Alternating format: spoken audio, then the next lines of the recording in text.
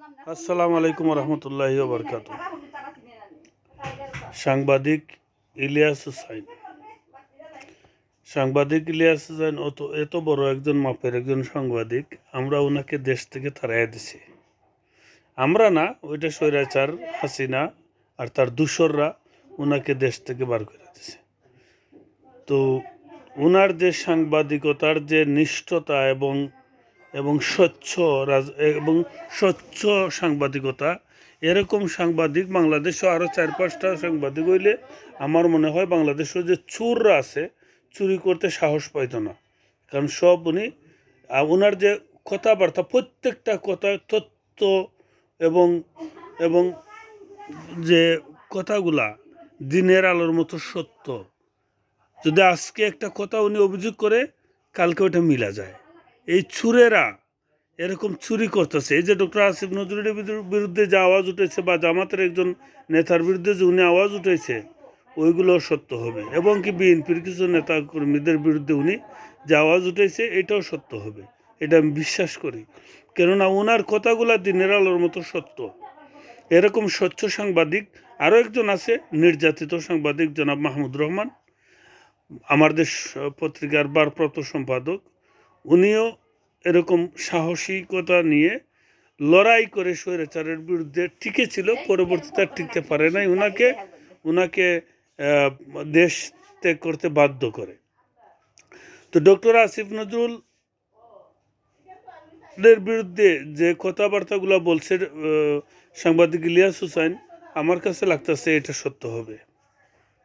আর না হয় বিডিআর হত্যাকাণ্ড সারা বাংলাদেশের মানুষ, এবং ডক্টর আসিফ নজরুল ওই পদে যাওয়ার আগ পর্যন্ত উনিও তো বলছে যে বিডিআর হত্যার বিচার হওয়া দরকার, কিন্তু হঠাৎ করে বন্ধ হইল কেন?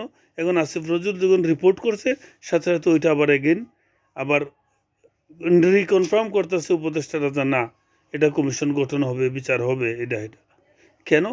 একজন সাংবাদিক বলার পরে ওইটা হবে কেন? এটা কি ছোট্ট একটা ঘটনা ছিল? যারা বিডিআর হত্যা করেছে, পিলখানার মধ্যে যারা এই 57 জন অফিসারকে যারা হত্যা করেছে, এটা কি ছোট ঘটনা ছিল? এটা তো একটা হত্যাকাণ্ড ছিল, সারা বিশ্ব জানে। 2009 সালের 25 ফেব্রুয়ারি তখন আমি সৌদি আরবে ছিলাম। আমাকে দৌড়াইয়া সৌদি একজন বড় ম্যানেজার বলতেছে, তোরা বাংলাদেশ কি পাগল হয়ে গেছে?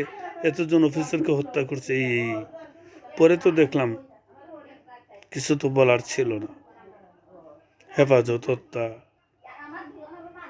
পিলখানা হত্যা, এত আলিমকে হত্যা করেছে এই শেখ হাসিনা। এমন ঘটনা ঘটাইছে যেগুলো বাংলাদেশের ইতিহাসে কি বিশ্ব ইতিহাসেও নজিরবিহীন ঘটনা হয়ে দাঁড়াবে।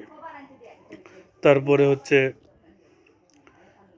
এই যে ব্যারিস্টার সুমন, এতে একজন ব্যারিস্টার যে নুসরাত ওই মামলাটা কেমনে ঘুরাইছে। বনুজ কুমার আরেকটা আছে, শয়তানের বাচ্চা, পুলিশের। তারপরে ওই যে এসপি বাবুল আক্তার, একজন ইন্টেলিজেন্স অফিসার ছিল, ওনার ওয়াইফকে হত্যার দেয়, ওনাকেই গ্রেফতার করা হলো, ওনাকেই শাস্তি দেওয়া হলো। তো এরকম অসংখ্য ঘটনা আছে যেগুলা একটার পর একটা সত্যকে মিথ্যা দিয়ে চাপা দিয়ে ডেকে রাখা হয়েছিল ওই স্বৈরাচারী শেখ হাসিনার আমলে। এখন এটি ধীরে ধীরে উন্মোচন হচ্ছে। তো আমার বিশ্বাস, এই সাংবাদিক ইলিয়াস হুসাইন যদি বাংলাদেশও প্রকৃত সম্মানটুকু পাইত, তাহলে আরও অনেক কিছু আমরা দেশবাসী জানতে পারতাম। সাংবাদিক ইলিয়াস হুসাইনের মতো একজন নিষ্ঠাবান এবং সত্য এবং ন্যায়ের প্রতীক সাংবাদিক আমার মনে হয় আর কোথাও নাই। এত দেশপ্রেমিক একজন সাংবাদিক। তো আমার বিশ্বাস ডক্টর ইউনূস সরকার সাংবাদিক ইলিয়াস হুসাইনকে সসম্মানে দেশে আইনা তার সঠিক জায়গায় বসিয়ে দিবে, এবং কি তার মর্যাদা যতটুকু, তার সম্মান পাওয়ার দরকার এতটুকু সম্মান দিবে। কারণ ডক্টর ইউনূস স্যার একজন ভালো মানুষ, একজন সরল মনা একজন মানুষ, দেশপ্রেমিক একজন মানুষ। তো দেশপ্রেমিক মানুষের জন্য একজন দেশপ্রেমিক সাংবাদিকের দরকার। ওই লেজুর ভিত্তিক সাংবাদিক তেলমারা সাংবাদিক ওইগুলো আমরা চাই না। ওইগুলো আমরা গত 15-16 বছর এগুলো দেখছি। আমরা চাই অকপটে সত্য কথা বলতে পারে এরকম সাংবাদিকতা, দেশের মানুষ জানতে পারে কি হচ্ছে দেশের মধ্যে। ঠিক আছে, এই জন্য বলছি সাংবাদিক ইলিয়াস হোসেনকে সসম্মানে দেশে ফিরিয়ে এনে তাকে সঠিক জায়গা বসিয়ে দেওয়া হোক, তার মর্যাদা দেওয়া হোক। তাহলে দেশের মানুষ এবং দেশের সম্পদ চুরি হবে না, উপকৃত হবে। ওই লেতিপিতি চোর যারা পেটের দায়ে চুরি করে ওদেরকে চোর বলা যাবে না। ওরা হচ্ছে ক্ষুধার্ত, ওদেরকে চোর বলা যাবে না। চোর কারা? যেমন তার কোটি কোটি টাকা আছে তারপরে দেশের সম্পদ চুরি করে বাইরে নেয়, এরা হচ্ছে উপকৃত চোর। এই চোরগুলারে ধরার জন্য সাংবাদিক ইলিয়াস হোসেনের দরকার বাংলাদেশে। ওইরকম সাংবাদিকতা দরকার। ওই লেতিপিতি চোর তার পেটের দায়ে চুরি করে, ওরা চোর না, ওরা ক্ষুধার্ত মানুষ। আর যার 100 কোটি টাকা আছে, হে যখন চুরি করে দেশের সম্পদ বাইরে নিয়ে যায়, মিনিস্টার, প্রাইম মিনিস্টার, এমপি, মন্ত্রী যারা আছে, ওরা হচ্ছে প্রকৃত চোর। ওদেরকে চোর আখ্যা দেওয়া উচিত, কেননা ওরা দুর্নীতিবাজ না, ওরা চোর।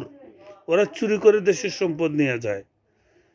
তো এই জন্য ওই চোরগুলারে ধরার জন্য সাংবাদিক ইলিয়াস হোসেনের দরকার। তাই সাংবাদিক ইলিয়াস হোসেনকে স্বচ্ছ নিষ্ঠাবান সাংবাদিক হিসেবে তার জায়গায় পূর্ণ মর্যাদা দিয়ে বসিয়ে দেওয়া হোক, এবং ডক্টর আসিফ নজরুলকে ওই জায়গা থেকে পদত্যাগ করার জন্য সারা বাংলাদেশের মানুষ একজুট হয়ে আন্দোলন করা দরকার। কেন ডক্টর আসিফ নজরুল ওই রয়ের কাছে বিক্রয় হয়ে গেছে। ওইটা সাংবাদিক ইলিয়াস হোসেন বলছে, এই কথাটাই সত্য, এইটাই সত্য, এবং আজ হোক কাল হোক ওই সত্যটা অবশ্যই উন্মোচিত হবে। ওকে, আল্লাহ হাফিজ।